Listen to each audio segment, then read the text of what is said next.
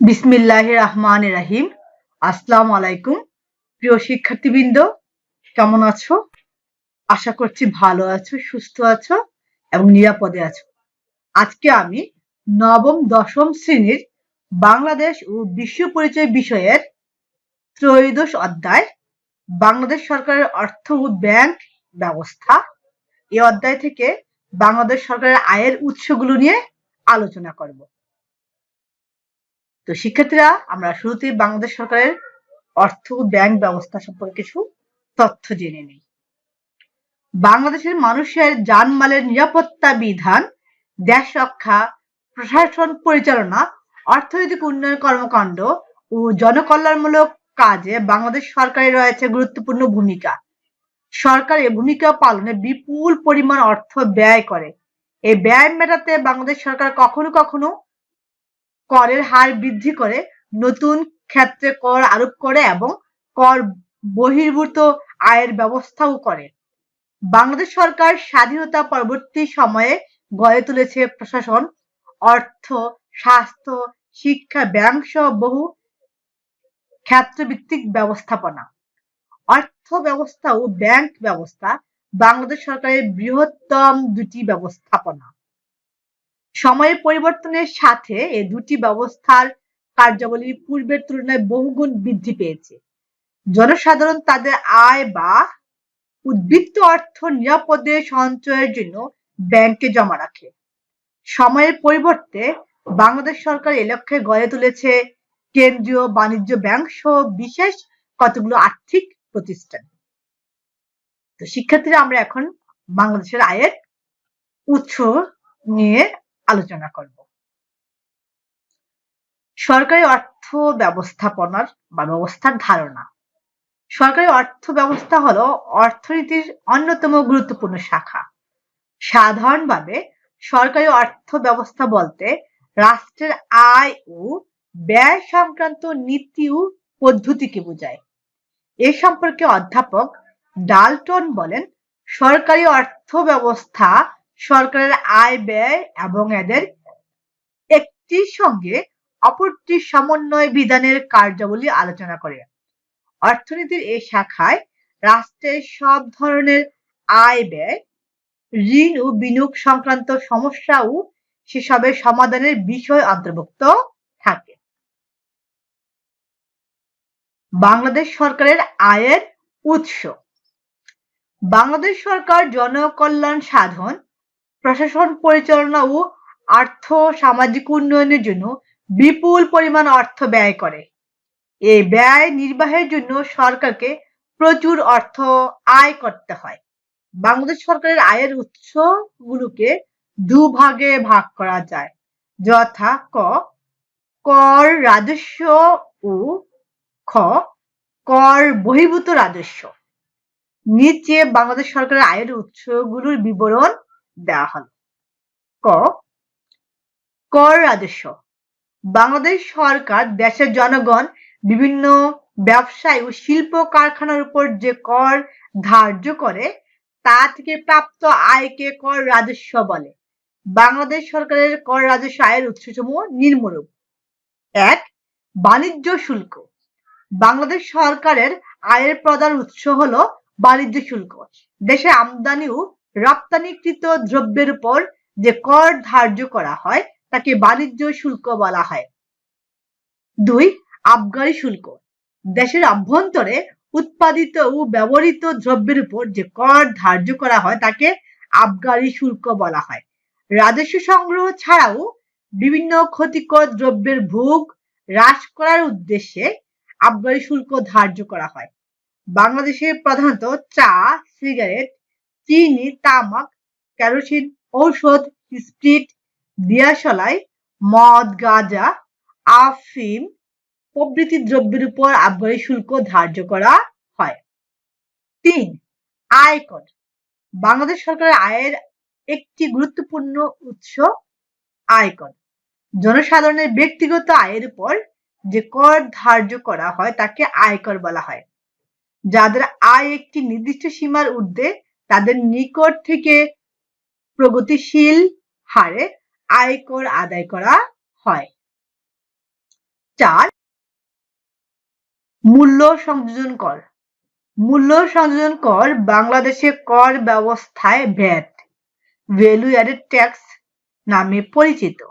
বর্তমানে আমাদের দেশে আমদানিকৃত দ্রব্য ও স্থানীয়ভাবে উৎপাদিত দ্রব্য এবং নির্ধারিত কতগুলো সেবা খাতের উপর ভ্যাট আরোপ করা হয়েছে। 5. সম্পূরক শুল্ক।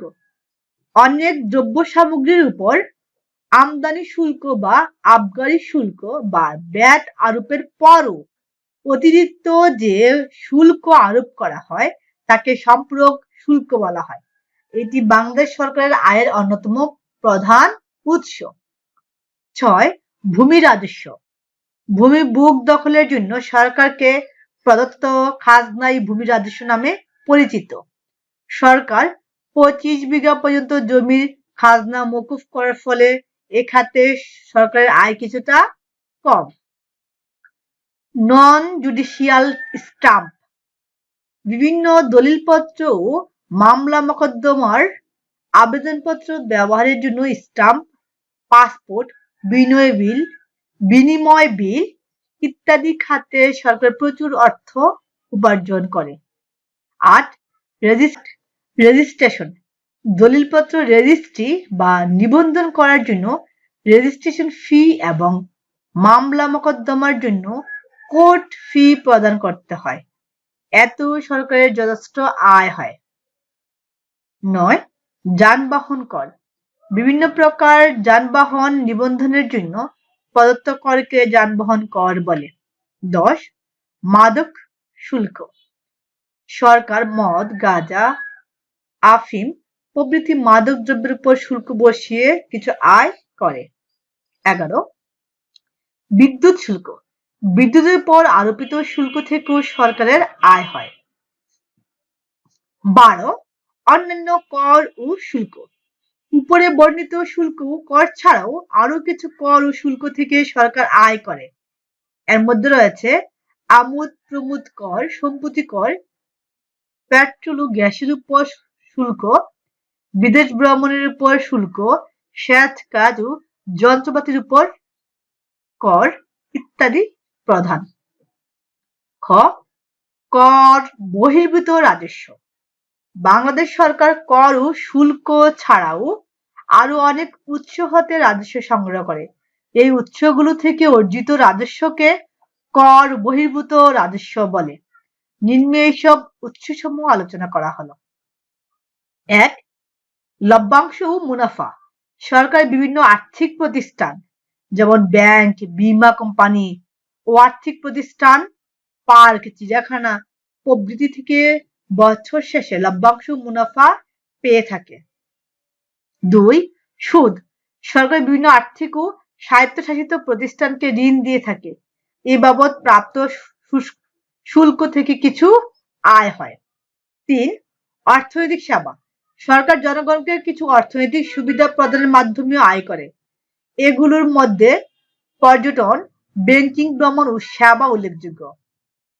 আমদানি রপ্তানি আয়ের আওতায় প্রাপ্ত রেজিস্ট্রেশন স্কিম, বীমা আইনের আওতায় প্রাপ্তি এবং সমবায় সমিতি সমূহের অডিট স্কিম, সমবায় সমিতি রেজিস্ট্রেশন ও নবায়ন স্কিম প্রভৃতি কর বহির্ভূত রাজস্ব আয়। 4. সাধারণ প্রশাসন। বাংলাদেশ সরকার প্রশাসনিক সেবা প্রদানের জন্য বিভিন্ন প্রকার ফি আদায় করে। 5. রেলওয়ে। রেলওয়ে সরকারি আয়ের একটি উৎস, তবে সুষ্ঠু ব্যবস্থাপনা নিশ্চিত হলে এ খাত থেকে অধিকতর আয় সম্ভব। 6. ডাক বিভাগ। দেশের ডাক বিভাগ সরকার কর্তৃক পরিচালিত হয় বিধায় এটিও সরকারি আয়ের অন্যতম উৎস। 7. তার ও টেলিফোন। তার ও টেলিফোন ব্যবস্থা সরকার কর্তৃক পরিচালিত হয় বিধায় এটি সরকারের আয়ের আরো একটি উৎস। 8. বন। বন থেকেও সরকার প্রচুর অর্থ আয় করে থাকে। বাংলাদেশের বনাঞ্চল থেকে কাঠ, বাঁশ, জ্বালানি, মধু, মোম ইত্যাদি বনজ সম্পদ বিক্রয়ের মাধ্যমে সরকার আয় করে। 9 টুলু লেভি। টুলু লেভির মাধ্যমে সরকার উল্লেখযোগ্য পরিমাণ অর্থ আয় করে। টুলু হলো এক ধরনের রাজস্ব আয় যা আয়ের উপর নির্ধারিত আয়করের মতো নয়। সরকার জনগণের সেবা বাবদ বিভিন্নভাবে এ কর গ্রহণ করে, যেমন ব্রিজ, সেতু, কালভার্ট, ঘাট, পারাপার, হাট বাজার প্রভৃতি থেকে সরকার অর্থ আদায় করে, যা টুল হিসেবে বিবেচিত। লেভি হলো বিশেষ বিশেষ সময়ে আরোপিত জনগণের নিকট থেকে আদায়কৃত বিশেষ ধরনের রাজস্ব, যেমন পদ্মা সেতু সংশ্লিষ্ট রাজস্ব। 10 ভাড়া ও ইজারা। সরকারি সম্পত্তি ভাড়া ও ইজারা দেওয়ার মাধ্যমেও সরকার আয় করে। 11 জরিমানা, দণ্ড ও বাজেয়াপ্তকরণ।